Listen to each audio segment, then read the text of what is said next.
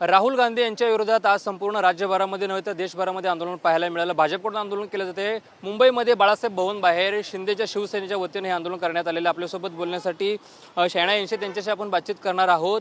काल राहुल गांधी जे काय एएस समिटमध्ये प्रकार घडला त्याच्यानंतर आता पूर्ण देशभरामध्ये भाजप आक्रमक झालेले आहे, शिंदेची शिवसेना आक्रमक झालेली आहे। तुम्ही देखील आंदोलनामध्ये सहभागी झालेला आहात। बघा, हे काँग्रेस पार्टी जे आहे ना, AI काँग्रेस पार्टी आहे, अँटी नॅशनल काँग्रेस पार्टी।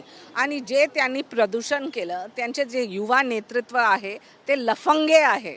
आता राहुल गांधी विदेशमध्ये प्रधानमंत्रीचा अपमान करतो, देशचा अपमान करतो इकडे। आणि हे जे 3 वाक्यामध्ये सांगायचं आहे तर brainless, topless, shameless. Shame on you Congress party, shame on you Rahul Gandhi. एक तुम्ही बघितलं ते AIचे जे कन्व्हेन्शन होते तिथे 2.5 लाख लोक आले विश्वभर।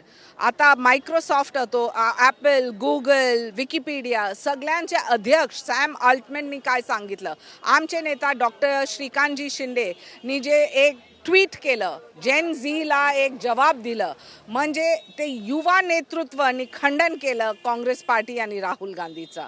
मला वाटते की प्रजातंत्र लोकतंत्रमध्ये नक्कीच तुम्ही आंदोलन करा, परंतु कुठे करायचं आहे आणि कोणाबद्दल ते नक्कीच बघा। शिवसेना आदरणीय प्रधानमंत्री आणि AI समिटला समर्थन करतात।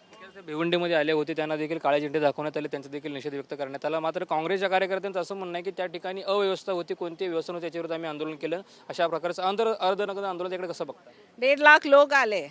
राहुल गांधीची व्यवस्था आणि डोकावरती आमचं प्रश्नचिन्ह आहे, कारण त्यांचं काय स्थिरताच नाही। फक्त प्रधानमंत्रीला टार्गेट करायचं आहे, सरकारला टार्गेट करायचं आहे आणि हे फॉल्स नॅरेटिव्ह जे ते स्प्रेड करतात।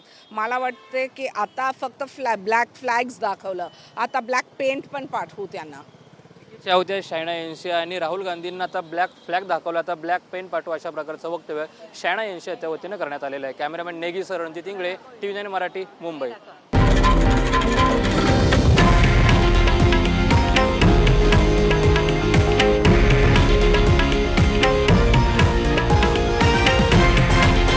हे आहे देशातील नंबर 1 न्यूज नेटवर्क आणि आपण पाहत आहात TV9 मराठी, एकमेव।